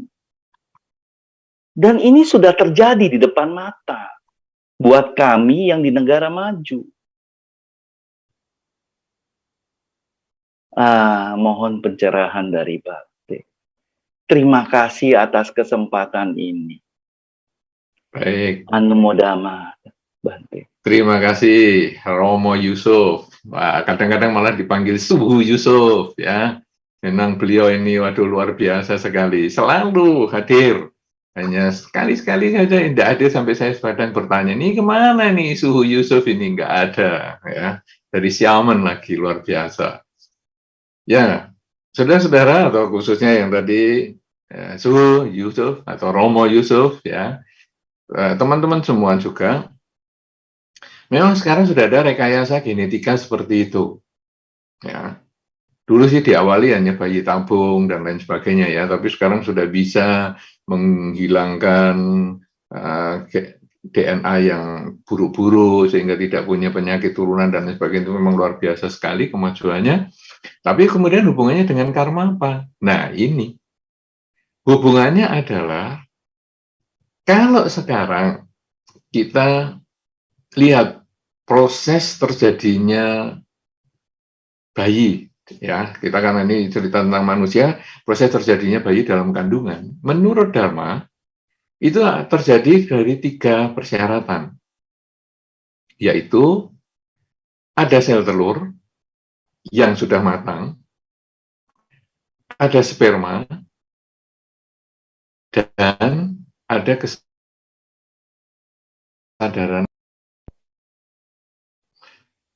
Jadi sel telur dan sperma ini, mau di dalam rahim maupun di luar, terserah, itu adalah membentuk fisik. Kemudian kesadaran penerus, ini adalah membentuk mentalnya. Jadi badan dan batin, ini membentuk batinnya. Yang kesadaran penerus ini berasal dari makhluk yang dari kehidupan yang sebelumnya. Nah, itu nanti prosesnya panjang, cuma saya ceritakan yang di sini aja. Kejadian ini aja. Sekarang yang diceritakan dari pertanyaan tadi adalah proses rekayasa genetika fisik. Jika proses ini katakanlah berhasil, maka yang masuk ini juga kesadaran penerus yang memang punya timbunan karma baik yang cukup. Sehingga hasilnya dia terlahir terkondisi di keluarga yang mempunyai kesempatan rekayasa genetika yang sedemikian baiknya. Sampai dia tidak punya banyak penyakit turunan, mungkin bisa umurnya panjang, dan lain sebagainya, kebal berbagai penyakit dan lain sebagainya, badannya utuh, ya, kemudian juga fisiknya juga ganteng, cantik, dan lain sebagainya. Nah, ini tentu kesadaran penerus yang punya karma baik yang cukup, yang berhubungan dengan kedua orang tuanya tadi, atau yang berhubungan dengan pemilik sel telur dan sperma. Karena kadang-kadang pemilik sel telur dan sperma ini, kadang-kadang karena dibuai di luar, bisa juga ditanam di kandungan yang berbeda, ya, sehingga ini kan lebih membingungkan lagi. Karena ada beberapa orang mengatakan, terutama wanita mengatakan, saya kalau mengandung kan terjadi perubahan tubuh, padahal saya ini kan artis, saya tidak mau kalau tubuh saya berubah menjadi tidak indah. Jadi gimana? Ya sekarang telur saya dan spermanya pasangan hidup, saya titipkan ke kandungan yang lain. Nah, tetapi yang saya sampaikan ini adalah pemilik sel telur, pemilik sperma, ya. Nah, ini punya kedekatan karma dengan kesadaran penerus ini. Nah, jadilah mereka terlahir di situ. Kalau hasilnya bagus, kesadaran penerus ini ikut yang bagus. Kalau hasilnya tidak bagus, kesadaran penerus yang dapat di situ juga yang tidak bagus. Ini kalau yang mau gampang gimana sih ngomongnya? Ngomongnya gini, ada suami istri yang berkacamata. Nah, suami istri berkacamata cenderung anaknya juga berkacamata. Karena itu genetik. Jadi, sekarang orang mengatakan, wah ini nurun ya, anaknya berkacamata. Saudara-saudara, memang kesadaran penerus yang berkacamata ini ada kemungkinan memang di kehidupan sebelumnya dia punya karma yang mendukung sehingga dia terlahir di lingkungan yang berkacamata. Tetapi ada kemungkinan terlahir di keluarga itu yang tidak berkacamata. Berarti ada kesadaran penerus yang lain yang tidak membawa kondisi untuk berkacamata, tetapi memiliki kesamaan karma yang berbeda lagi dengan pemilik sel telur dan sperma ini. Sehingga orang mengatakan, loh ini 3 orang kakakmu semua berkacamata, kok kamu sendiri yang tidak? Kita juga tidak tahu kenapa, karena memang karmanya tiap orang berbeda-beda. Demikian pula misalnya orang tuanya mungkin termasuk orang dengan gangguan kejiwaan misalnya, ODGJ. Wah, anaknya apakah juga ODGJ? Ada potensi ODGJ, tetapi tidak semua ber-ODGJ, ya, karena itu semua adalah tergantung karmanya. Nah, ini yang paling sederhana saja. Nah, nanti dikembangkan ke yang agak ruwet seperti yang tadi disampaikan oleh Pak Yusuf tadi. Semuanya itu adalah tetap tergantung pada karmanya anak yang akan bergabung dengan sel telur dan sperma yang telah direkayasa genetikanya tersebut. Jadi tetap nanti jalurnya sesuai dengan karma yang dimiliki oleh si anak tersebut, tapi juga berhubungan dengan kedua orang tuanya. Jadi karena karma itu berdekatan sekali. Kalau nanti hubungan karmanya itu tidak terlalu panjang, maka anak yang sudah sempurna tadi, ya misalnya genetikanya sudah bagus, sudah tidak pernah sakit, dan lain sebagainya, bentuknya juga cantik dan ganteng, tapi meninggal ketika dia sedang naik gunung. Nah, ini kan cerita lain lagi. Ini tidak bisa direkayasa. Karena rekayasa sampai dia kalau jatuh dari gunung, kakinya bisa sembuh sendiri. Tidak mungkin. Belum bisa sampai seperti hari itu. Nah, sekarang berarti loh kok sudah dibuat bagus banget. Semuanya genetikanya sudah bagus, kok jadi meninggal? Mudah. Nah, kenapa? Karena ikatan karmanya dengan orang tuanya ini tidak terlalu panjang. Dia hanya sampai 20 tahun, meninggal misalnya. Jadi tadi yang karmanya baik, tapi juga nanti bisa terputus. Nah, itu nanti kita berbicara tentang karma yang melahirkan, yang mengurangi, memotong, dan lain sebagainya. Ini jadi panjang juga ceritanya. Nah, tapi kira-kira itu dulu contohnya. Ya, ini kan pertanyaannya banyak, saya jawabnya jadi agak pendek-pendek. Mudah-mudahan dimaklumi apakah Pak Yusuf, Suhu Yusuf ini sudah bisa memahami. Kalau sudah cukup mengangguk saja. Oke. Paham, Bante. Anumodana, Bante. Selamat. Sukses selalu untuk Anda. Baik, Juliana, lanjut. Wah, pertanyaannya luar biasa loh, ini sulit-sulit. Ya, baik. Terima kasih, Bante. Ini semakin malam semakin banyak nih, Bante, pertanyaannya ya. Baik, kita akan langsung bacakan ini dari YouTube, Bante, dari Daisy Widya, dari Pekalongan. Katanya, Bante, berarti kalau yang kurang praktek Dhamma, berarti hidupnya kurang bahagia ya, Bante. Saya butuh penegasan atau contoh-contoh lain. Terima kasih, Bante. Silakan, Bante.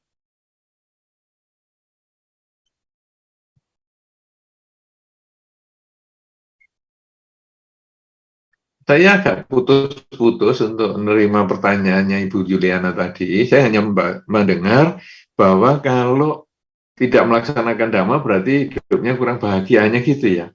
Ya, benar. Tapi Bante. belakangnya saya nggak dengar tadi. Katakan saya butuh penegasan atau contoh-contoh lain dari. Baik.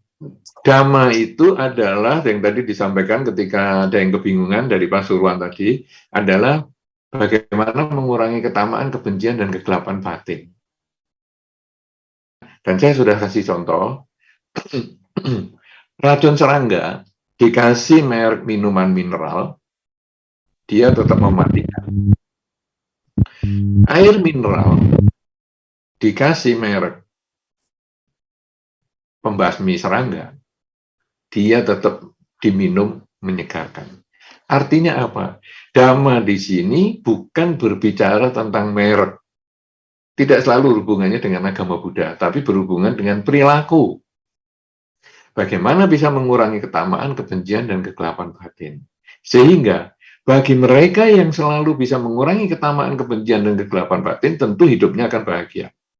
Tetapi kalau dia tidak mengurangi ketamaan, kebencian, kegelapan batin, kalau karma pendukung untuk hidup bahagia itu berkurang, dia pasti akan menderita. Tapi kalau karma pendukung untuk hidup bahagia itu masih ada karena sisa kehidupan lampaunya, walaupun jahat, dia masih bisa bahagia. Itu yang menjadi pertanyaan beberapa orang, kenapa ya saya sudah baik kok hidup saya menderita?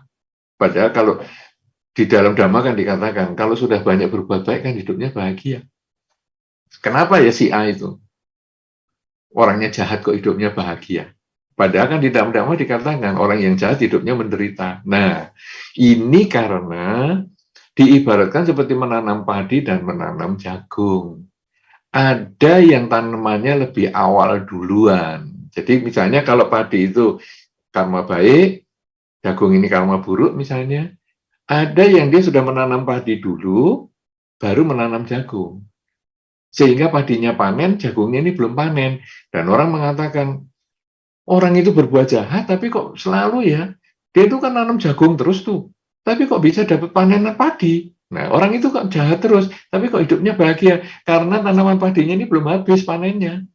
Kalau nanti panenannya habis, dia manen jagungnya, ya hidupnya menderita. Itulah di dalam Dhammapada dikatakan, kalau karmanya sudah berbuah, kalau karma buruk berbuah, barulah dia baru menyesal. Tapi kalau karma buruknya belum berbuah, dia merasa karma itu tidak ada buahnya. Demikian pula orang mengatakan, saya ini kan berbuat baik terus, menanam padi terus. Kenapa ya kok saya panennya jagung? Nah, karena kita sudah menanam jagung lebih awal duluan. Nah, itulah yang menjadi penyebab kenapa karma itu bisa berbeda-beda. Ya, nah, jadi kalau sekarang kita sudah memahami itu, maka kita lalu melihat, oh, gini ya. Jadi ternyata memang kalau kita berbuat baik, hidup kita bahagia. Ya, tadi kan dikatakan loh, kalau saya menjalankan Dhamma, orang yang menjalankan Dhamma hidupnya bahagia. Orang yang tidak menjalankan Dhamma hidupnya tidak bahagia selama kondisi untuk memperoleh kebahagiaan buahnya itu sudah tidak ada.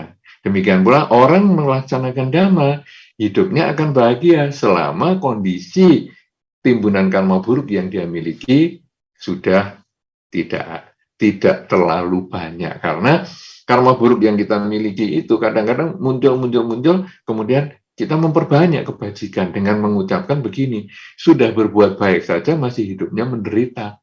Apalagi kalau saya menghentikan perbuatan baik. Nah, si A itu kan jahat, kok hidupnya bahagia? Jahat saja hidupnya bahagia, apalagi kalau dia berbuat baik. Pasti dia akan lebih bahagia. Jadi intinya, tetap berbuat baik, mengurangi ketamaan, kebencian, dan kegelapan batin. Apapun label keyakinan dan kepercayaannya. Saya kira demikian, Ibu Yuliana. Silakan lanjut ke pertanyaan berikut. Baik, ini pertanyaan dari YouTube, Bante, dari Edward Huang, dari Medan. Namo Buddhaya, apakah dengan pembacaan parita bisa mengkondisikan karma baik cepat berbuah? Begitu, Bante. Silakan, Bante. Membaca parita ini adalah mengkondisikan pikiran kita, ucapan kita, dan perbuatan kita itu baik. Jadi parita, walaupun Anda tidak ngerti artinya, sudahlah yakin isinya baik-baik semua. Ya, walaupun Anda nggak ngerti, apa ini susahnya membaca, nggak ngerti, nggak apa-apa, tapi yakinlah isinya baik. Saya nggak percaya, ya nggak percaya buka buku parita, di situ ada terjemahannya, itu pasti isinya baik-baik. Nah, sekarang ketika kita membaca parita, berarti pikiran kita itu dikondisikan berpikir baik. Pikiran itu hanya bisa satu setiap saat. Satu setiap saat. Sama dengan kita sedang duduk, saat kita sedang duduk tidak bisa sambil berjalan. Ketika kita berjalan tidak bisa sambil berbaring. Ketika kita berbaring tidak bisa sambil berdiri, hanya bisa satu setiap saat. Jadi ketika pikiran kita sedang membaca parita, maka pikiran kita ini berisi kebajikan. Ucapan kita ketika kita sedang berucap parita, mengucapkan parita, menguncarkan parita, berarti kita mengucapkan yang baik. Kemudian ketika membaca parita, kita juga tentu bersikap yang baik, anjali dan lain sebagainya, maka ada nyamuk pun kita tidak bertepuk-tepuk tangan, tapi ya kita tetap beranjali. Jadi dengan kita membaca parita, pikiran, ucapan, dan perilaku kita menjadi baik. Sekarang contoh sederhana saja. Sebelum acara ini dimulai, tadi membacakan nama Karagata. Nama Karagata ketika Anda membaca, pikiran, ucapan, dan perilaku Anda itu baik, karena Anda membaca Arahang sama Sambuddho Bhagawa, dan seterusnya. Katakanlah dibacakan setengah menit. Ya, di awal acara setengah menit. Di akhir acara setengah menit. Berarti dalam satu acara ini, dengan membaca nama Karagata di awal dan akhir, Anda punya kesempatan pikiran baik, ucapan baik, dan perilaku baik 1 menit. Kalau Anda sering membaca hanya nama Karagata saja, pagi bangun tidur dan malam mau tidur, berarti 1 hari 1 menit. Dalam 30 hari, 1 bulan, Anda punya pikiran, ucapan, dan perilaku baik 30 menit.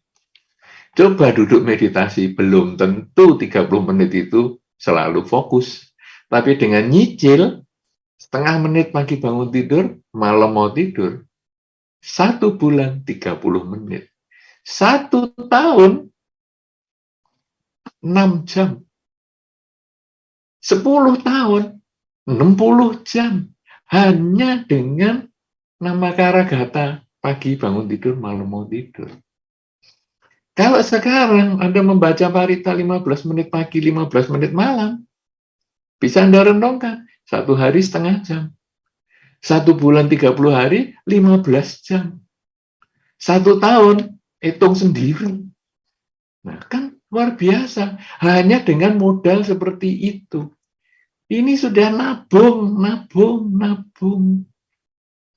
Ya, jadi kalau tadi Anda bertanya apakah parita mengkondisikan pikiran baik atau karma baik, jelas itu baru parita. Apalagi Anda berbicara yang baik, apalagi Anda juga berlatih berpikir yang baik. Tambah banyak kesempatan Anda berbuat baik di sepanjang hari kehidupan Anda, dalam sebulan umur Anda, dalam 1 tahun yang Anda jalani, dalam sekian puluh tahun sampai akhir kehidupan Anda, berapa banyak kebajikan yang Anda bisa lakukan, dan buah kebahagiaan menjadi milik Anda.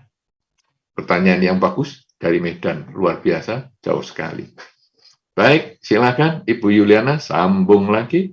Baik. Sampai jam berapa kita ya, Bu? Ini sebenarnya sudah waktunya, saya baru mau info ke Bante, udah. Baik, gimana kebijaksanaan dari Bante, saya mengikuti saja nih Bante. Saya belum tahu, ini bagaimana maunya? Mestinya sih waktunya sudah habis untuk pesan dan kesimpulan, ini saatnya Bante. Jika Bante mau ada 1 atau 2 pertanyaan lagi, karena ini banyak sekali Bante pertanyaannya, mungkin sampai malam ini nggak habis nih, karena dari YouTube pun masih terus ini, dan di Zoom juga banyak sekali Bante.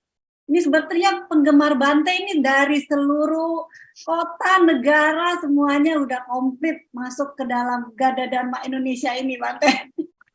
Ya, gini, ini kan dari Zoom sudah ada 1 yang raise hand, kemudian nanti 1 lagi yang tertulis mungkin dari mana, dari YouTube atau dari Zoom yang tertulis, nanti Bu Yuliana pilih juga. Dan nanti yang tanya bisa langsung supaya jawabannya bisa cepat juga. Nah, ya, begitu. Kita langsung masuk ke dengan Sieni ya, boleh di-unmute dan dari mana asalnya boleh disebutkan. Terima kasih, silakan. Terima kasih moderator Ciliana. Terima kasih Bante kesempatannya. Selamat malam. Bante, saya mau nanya mengenai function Bante. Dari mana dulu? Oh, saya Sieni dari Surabaya Bante. Maaf. Saya mau tanya mengenai function Bante. function ini kan perbuatan baik ya Bante ya, dan sudah banyak orang sering melakukan function. Secara umum kita mengartikan function ini kan kita memberikan kehidupan kepada semua makhluk Bante, kita memberikan kehidupan yang bebas. Di beberapa solusi permasalahan kehidupan dalam diskusi Dhamma atau permasalahan setiap orang yang saya pernah dengar Bante, ada beberapa yang memberikan saran coba melakukan function. Coba melakukan function, mungkin dengan function misalnya contoh yang sakit bisa lebih tenang, yang sakit mungkin apa, gimana, terus mungkin masalah lebih gimana. Yang saya mau tanyakan Bante, apakah function ini salah satu kebajikan yang bisa secara cepat untuk mengkondisikan karma baik cepat berbuah, selain kebajikan-kebajikan yang lainnya Bante? Sehingga kok saya sering mendengar banyak yang menyarankan untuk melakukan function seperti itu. Mohon penjelasan Bante. Saya ada satu pertanyaan lagi, boleh ya Bante? Ini berkaitan dengan meditasi Bante. Apakah benar Bante jika pada saat melakukan praktek meditasi kita itu menggunakan berganti-ganti objek sesuai dengan kondisi batin saat itu Bante. Misal seperti ini Bante, di saat itu kondisi batin kita tidak baik-baik saja atau kita memiliki perasaan yang tidak suka dengan seseorang atau dalam pekerjaan atau dan lain sebagainya.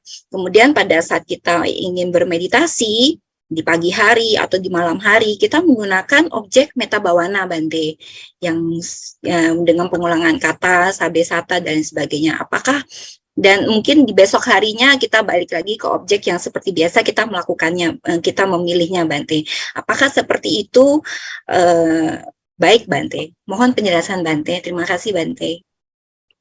Baik, pertanyaan yang pertama adalah tentang pelepasan makhluk. Pelepasan makhluk ini sebetulnya adalah simbolik ya. Jadi bukan solusi segalanya, simbolik. Artinya seperti kalau di dalam Dhamma kan disampaikan seperti benih yang ditanam atau seperti benih yang ditabur, demikian pula buah yang akan dipetik. Demikian pula ketika engkau menanam padi, ya tumbuhnya padi. Nah, sekarang function itu adalah melepaskan makhluk. Dengan saya melepaskan makhluk, menanam pelepasan, semoga saya pun memanen pelepasan juga. Nah, pelepasan apa? Pelepasan dari kesulitan, mungkin pelepasan dari yang dihadapi tadi, apa mungkin sakit dan lain sebagainya. Jadi apakah itu mempercepat karma baik berbuah? Belum tentu. Tergantung kondisi-kondisi yang mendukung selesainya karma yang sedang dijalani.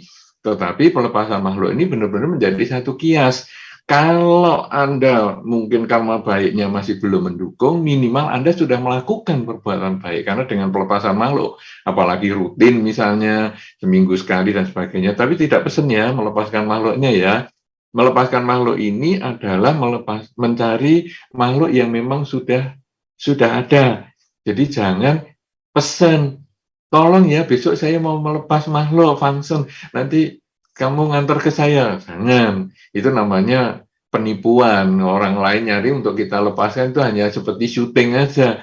Syuting film. Tapi kalau sekarang ya kita pergi ke tempat binatang yang menderita atau apa, kemudian mungkin ikan yang di restoran yang mestinya mau dibunuh, kemudian kita beli, kemudian kita lepaskan. Jadi sesuai dengan benih yang ditanam, demikian pula buah yang akan kita dapatkan. Dengan saya melepas makhluk, saya menanam pelepasan, semoga saya pun terlepas dari kesulitan ini. Kalau kondisinya mendukung. Kalau tidak mendukung, mau function sebanyak apapun, ya masih sulit memetik buah kebahagiaan sesuai yang diharapkan. Kemudian kalau sekarang meditasi, apakah bisa ganti-ganti objek? Tergantung yang mengajar. Ya, jadi kalau yang mengajar meminta seperti itu dan Anda jalani, ya jalanilah. Dan kalau Anda merasa cocok, ya lakukanlah. Tapi bagaimana kalau ditanyakan kepada saya atau pendapat saya lebih cenderung apapun kondisi Anda, gunakanlah objek yang sama. Karena objek yang berganti itu pun nanti endingnya akan hasilnya juga menuju ke tempat yang sama. Yaitu bagaimana kita melatih kesadaran kita. Sadar saat ini sedang apa, itu sebetulnya inti dari meditasi, objek apapun yang digunakan. Mudah-mudahan bisa dimengerti dari Surabaya. Kita pindah lagi, kemana lagi Ibu Yuliana? Silakan dibacakan yang terakhir. Ini pertanyaan yang terakhir ya Bante, dari YouTube, dari Heni Tunggeleng. Ini lengkap sekali, lahir di Makassar, domisili di Kendari, Bante. Apakah mimpi termasuk salah satu kehidupan lampau yang pernah kita jalani? Silakan Bante. Apakah mimpi termasuk kehidupan lampau? Ada kemungkinan, tapi belum tentu. Makassar luar biasa. Ini Tonggeleng ini sepertinya termasuk dari itu, yang dari Bantaeng dan lain sebagainya ya. Ini orang Makassar, senang sekali. Randy Tonggeleng itu juga ada di Jakarta. Nah mungkin ini adiknya. Jadi mimpi ini sebetulnya memang termasuk bisa salah satu tanda kehidupan lampau, tapi bukan satu-satunya. Ya, karena mimpi di dalam dhamanya ada beberapa sebab atau ada beberapa jenis. Jenis mimpi yang pertama adalah pikiran terbawa kegiatan sebelumnya. Jadi misalnya kita dalam kesempatan ini kita ngobrol-ngobrol tentang dhamma di sepanjang zaman ya, di segala zaman. Nah, kemudian nanti kita malam bisa mimpi. Wah, kita lahir di zaman dulu, zaman kerajaan-kerajaan, kemudian kita sudah menjadi Buddhis, kemudian malah kita menjadi biku dan lain sebagainya. Itu sebetulnya hanya mimpi kebawa omongan yang sekarang. Kemudian jenis mimpi yang kedua adalah kondisi fisik yang terganggu. Jadi misalnya kita malam ini kemudian mimpi, waduh, kok mau lari, kok susah sekali ya, saya seperti dikejar-kejar, apa ini, ada kuda lepas mau ngejar saya, atau ada gajah lepas mau ngejar saya. Wah, sampai saya keringetan, nggak bisa lari-lari. Oh, ternyata kaki saya terjebak selimut. Ya, saya bolak-balik sana-sini, selimutnya ngelibet. Jadi hasilnya adalah saya mau lari nggak bisa. Itu adalah tubuh terganggu. Kemudian yang ketiga adalah keinginan yang belum tercapai. Karena kita ikut acara ini, maka malam ini saya mau nonton film seri, nggak bisa ya di channel yang mungkin saya sukai, mungkin televisi kabel yang saya sukai. Jadi, waduh, saya nggak bisa nonton nih gara-gara acaranya bantu tamu nih. Nah, akhirnya nanti malam kita ngimpi tokoh-tokoh film itu. Ya, padahal itu sebetulnya karena keinginan yang tidak tercapai. Ya, tadi yang satu melekat, yang ini tidak tercapai. Yang kedua tadi adalah karena kondisi fisik. Kemudian yang keempat, nah mimpi yang disebut sebagai kiriman dewa. Nah ini mimpi yang bermakna. Aduh, aku tadi malam ngimpi gigiku lepas. Yang lepas yang mana nih? Yang atas tuh yang bawah. Nah, waduh, bakal ada yang sakit nih keluarga. Gitu. Kemudian, wah, aku tadi malam ngimpi ketemu biku tudong. Wah, mimpi aku. Oh, coba nomor berapa ya? Dibuka. 1001 mimpi. Wah, ini ada nomornya. Nah, akhirnya ditembak. Kena sungguhan. Wah, kemudian dari mana ya mimpi ada gigi lepas, kemudian ada mimpi biku kok jadi ada hubungannya sama nomor dan sebagainya. Nah, ini tidak dikatakan ini mimpi yang utusan dewa. Nah, jadi itu yang kadang-kadang ada hubungannya dengan karma lampau. Karena ini sebetulnya maksudnya adalah mimpi yang bermakna. Jadi mimpi Anda yang banyak sekali, yang Anda sering mimpikan semalam, 2 malam, sampai bermalam-malam itu, sebetulnya hanya 1/4 kemungkinan, 25% yang kemungkinan memiliki makna. Nah, makna ini bermacam-macam. Kalau gigi patah ya mungkin ada yang keluarga sakit dan mungkin semacam itu bisa terjadi. Kemudian kalau perempuan wanita yang masih single biasanya ngimpi ketemu ular, itu paling senang sekali. Aduh, aku tadi malam ngimpi digigit ular. Wes, ular besar atau ular kecil? Kecil, waduh, kalau kecil yang ketemu bukan bos, remaja itu. Oh enggak, agak besar. Ah, kalau besar itu sudah pekerja. Tapi kalau belum terlalu besar, belum bos. Oh ya besar sekali sih. Kayaknya ular anaconda mungkin itu. Wah, ini ketemu bos ini kamu. Nah, itu sungguhan ketemu. Nah, itu mimpi yang tentang ular. Dan ini mimpi yang bermakna. Ini memang ada. Nah, ini salah satunya adalah mimpi tentang kehidupan sebelumnya. Bagaimana kita tahu? Kadang-kadang kita pergi ke satu tempat yang agak kuno, kemudian kita ngomong, saya kok rasanya pernah ke sini ya? Padahal ini baru pertama kali nih saya ke sini, kok saya pernah ke sini ya? Dari mana itu? Sebetulnya, kemudian kita ngomong, ini, jalanan ini, kan nanti mesti menuju ke sana, jalannya mesti menuju, padahal itu baru pertama kali ke situ. Dari mana ini dasarnya? Dari mimpi. Jadi kita mungkin nggak ingat mimpinya, tapi pada waktu kita ketemu itu, langsung, kok saya rasanya pernah tahu ya tempat ini. Nah, ini mungkin ada beberapa teman atau Anda yang pernah mengalami seperti itu, Anda berkunjung ke tempat yang belum pernah Anda tahu sama sekali, kota yang belum pernah Anda tahu sama sekali, tapi Anda bisa mengatakan, kok aku tahu ya, jalan ini pasti menuju ke itu. Ini ada perempatan, nanti kalau kita belok kanan, akan ketemu, sungguhan. Dari mana Anda tahu? Dari mimpi. Mimpi yang apa? Mimpi kehidupan lampau. Kenapa? Kalau tempat itu lebih tua dari usia Anda, maka Anda mungkin dulu pernah ke situ. Tapi kalau tempat itu lebih muda dari Anda, maka ada kemungkinan Anda memimpikan masa yang akan datang.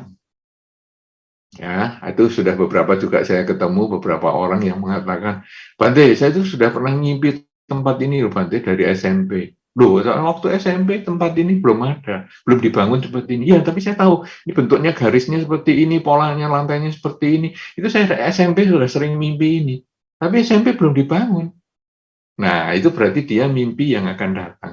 Jadi mimpi yang bermakna di 25%, itu bisa masa lampau, bisa yang akan datang. Jadi, kalau Anda bermimpi, yang mana nanti? Apakah hanya yang 3 sampah ini, atau yang bermakna? Silahkan habis ini istirahat untuk besok ingat-ingat mimpinya yang mana. Terima kasih, mudah-mudahan ini bermanfaat apa yang kita sampaikan dalam kesempatan ini. Dhamma di sepanjang zaman, semoga memberikan semangat Anda untuk mempelajari dan melaksanakan Dhamma, sehingga membuahkan kebahagiaan untuk Anda, keluarga Anda, maupun lingkungan Anda, juga semua makhluk. Terima kasih atas kesempatannya kepada Garda Dharma Indonesia yang luar biasa. Terima kasih juga kepada Ibu Yuliana yang sudah luar biasa juga menjadi moderator di tempat ini. Dan terima kasih kepada teman-teman semua yang sudah bertanya. Minta maaf kalau belum selesai menjawab, karena kalau menjawab semua tentu sampai berhari-hari. Terima kasih, saya kembalikan kepada Ibu Yuliana yang sudah luar biasa. Terima kasih Pak Fendi yang juga luar biasa, ketua kita.